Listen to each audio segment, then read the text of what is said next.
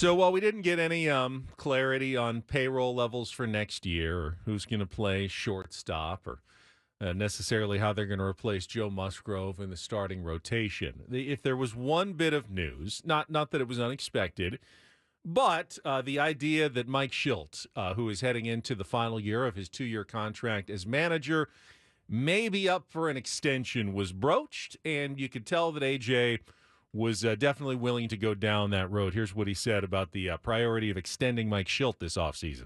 And I think, again, we just started. So, just started those conversations in terms of myself and sitting down with Eric Katzender and Eric Grubner and others. And, I think, again, we talk about getting people with ability and then having stability.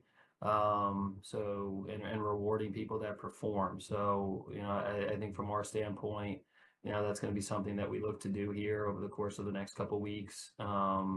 Is try to see if we can line up with Mike and the coaching staff, and having a group that's shown that they can get results and did a good job with this group and this staff is, making sure that people feel rewarded and that we have some people that are together in that area and from a coaching standpoint that are able to come back and kind of build and grow on what we did this year. So again, starting those conversations, that's what the off season's for. But the motivation's there to try to see if we can line up and I know from Mike's standpoint, he obviously enjoys it here, wants to be here. But I know his focus also is just go get better. And if you do that, then, I think he has a lot of trust and faith that things are, from an organization standpoint, that we'll figure some things out there.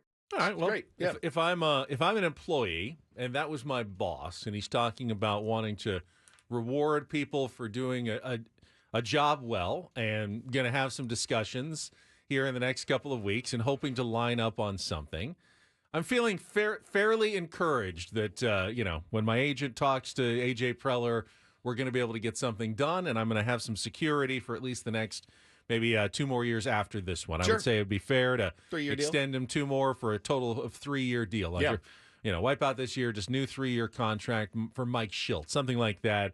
I would not be surprised to hear announced in the next couple of weeks. Yeah, no question. I thought the exact same thing when I listened to AJ talk yesterday about Schilte, and he mentioned Ben Fritz. He mentioned somebody asked about Ruben Niebla and what are his qualifications as far as does he want to be a manager, and he spoke glowingly about Ruben as well, talking about how He's everybody likes Ruben. Ruben really likes being here. So he mentioned the phrase line up. We're going to try to line up with these guys in the next couple of weeks. Got to find out what they want, what they're looking for, and if you guys can match it up. And yeah, I mean, it's for us, the fans, it's a no-brainer to bring the same group back. I got the sense, and he asked later, we don't need to play the whole answer, that when he was talking about Ruben Niebla, clearly would love to have Ruben back as pitching coach. Not going to stand in his way if he gets, an offer to be a manager somewhere, and that, that's clearly Mike Schilt's job right now. But I just got the sense that someday down the line, that, Mike Schilt's tenure and Ruben Niebla's tenure goes around, that they would even consider Ruben is possibly like an heir to Mike Schilt at some point. I mean, Schilte's still pretty young. Yeah, that's true. So unless he didn't want to do it or they didn't want him to do it, but that's always kind of a weird thing to be like, hey, things don't work out with you. Don't worry. Well, I need you to get him ready. They're only 4 years apart. Yeah, 4 years apart. Ultimately, things don't work out with managers at some point. All the time. Correct. Yeah, even if this year went well, next year went well, at some point, managers, unless you're Bud Black. Managers are... Unless you're Tier 1 Buddy Black, then you are basically... You graduated in for he's just 1-year deal. He's like, yep, I'm in. Good morning, buddy, if you're listening. We love you, buddy. And I think that there is a sense maybe from AJ that if they ever needed to make a move for whatever reason, they'd have at least an interim manager, a guy who would get a very hard look in Ruben Niebla in their own dugout already. Meanwhile, AJ was also asked about the end of the 2024 playoffs, the 2 straight shutouts, the 24 straight innings without scoring a run. And I was really expecting him to gloss over, the lack of offense is simply baseball being baseball. And while there was some of that, there was also, and I want you to listen to his answer here, I thought there was an acknowledgement that the Padres did not stick with what had been working for themselves, almost all season long. Here's what AJ said about the loss to the Dodgers and the 2 shutouts. Again, it's part of it is postseason baseball. It's 2 games. I mean, I think you look up and if a guy goes 0 for 8, he's not a postseason performer, and obviously during the regular season it's just 0 for 8. It's 2 games, etc. So. I think we'll, again, talk about it a little bit more. I think our offense worked best when it was kind of move the line, use the big part of the field. Obviously credit to the Dodger pitching. We know that they've got a good staff, especially a good, that bullpen staff. We didn't quite solve that, at the end of the season. But probably a little bit of, hey, it's 2 games. I think we'll look at it as a group and see, hey, are there any other learnings we can have in terms of, to make sure that, our offense from top to bottom all year long, and especially in the postseason, clicks on all cylinders. But, I think we're best when we're moving the ball, putting pressure on other teams, and we didn't quite do that enough at the end of the year. And, I think we'll dig in a little bit more there and make sure that we're in a spot all year next year where we're playing the style of offense we want to play. It's that weird thing about baseball when you try to do too much and it actually ends up hurting you. And you saw it a little bit in that game. And guys that typically don't do that, the Jerks and Profars of the world, the Jackson Merrills, just watching Jackson expand his zone that he had carefully crafted and honed for 160 games that he played in, to watch him go out of the zone and up and down. It just, you're looking at that going, I get it, man. You're trying to do something. You're trying to get a spark here. You're trying to barrel one. You're trying to yak one out. Manny coming so close for Manny. That's what he's paid to do. I pushed back a little bit because I saw so many fans going, they're swinging for the fences. Hero ball, you can tell that because they always swing hard. I mean, I'm not even saying swinging for the fences. I know you're not a big, but a lot of people said, they're trying to do too much. They're trying to, hit home runs, and for me, it's just expanding. That's it. That's part of it, but I kind of pushed back on that. But AJ did somewhat acknowledge that his team did not do what had made them so successful for 167 games that they had played. That's tough. And had worked offensively. Yeah. Then all of a sudden, the last 2 didn't seem like the same San Diego Padres. And it's partly because the Dodgers bullpen was really, really good, and they've remained good. It's not like we just got torched by a bullpen that got torched in its next series, right? Like, oh my God, how didn't we hit these guys?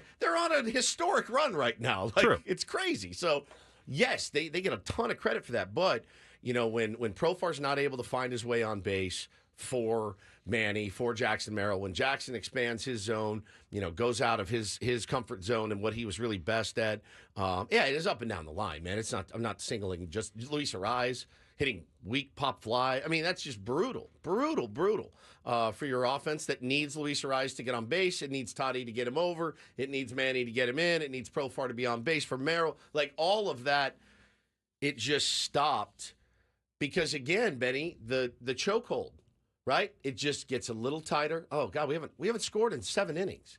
Oh, God, we haven't scored in 8 innings. Oh, my God, we have not scored in 12 innings. You can't tell me that a human being isn't going to go up there and try to do too much. A human being, even though they are finely tuned elite athletes, when you haven't scored for 14 innings, 16 innings, 18 innings, you're telling me you're going to go up there and be like, I'm cool, man. I'm breezy. I'm just going to see ball, hit ball. It's 100% understandable, but it's also that's the job of the professional athlete. And that's the job of short memory. Yep.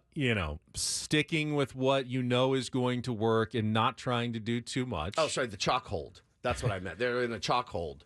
And AJ did say, we'll just have to look into just a little bit to make sure that we stick with what has been working so well for us and it doesn't happen again in the postseason. And it's so funny because I wasn't in the room, but wouldn't you guys all bet money that Victor Rodriguez, what do you think his message was to the guys? Hey, go up there and swing out of your ass.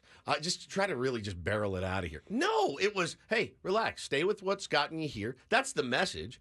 You have to be able to do it, and I think very much they I don't want to say they panicked, but they pressed.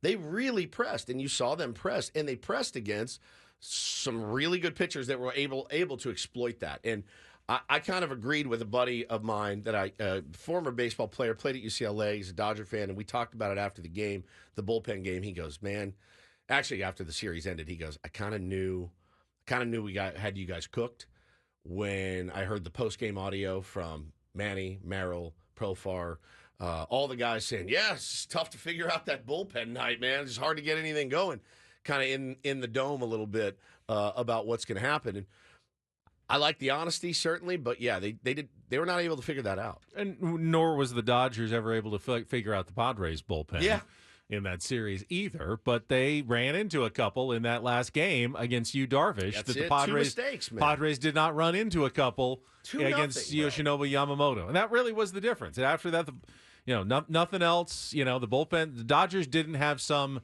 secret formula for beating the Padres. They did not hit us like they hit the Mets. No, not at all. They simply ran into two that the Padres, died at the warning track. And that was ultimately the difference in that last game. I think both teams were kind of pressing, but someone's going to win and someone's going to lose. And, fate favored the Dodgers in that game 5. And they capitalized on it, went on to, I think ramp up their offense even more, obviously, against the Mets, and are in, I think, really good shape now going into the World Series. Bro, it's so funny to watch the difference in pitching, starting and bullpen, from the Padres and the Mets.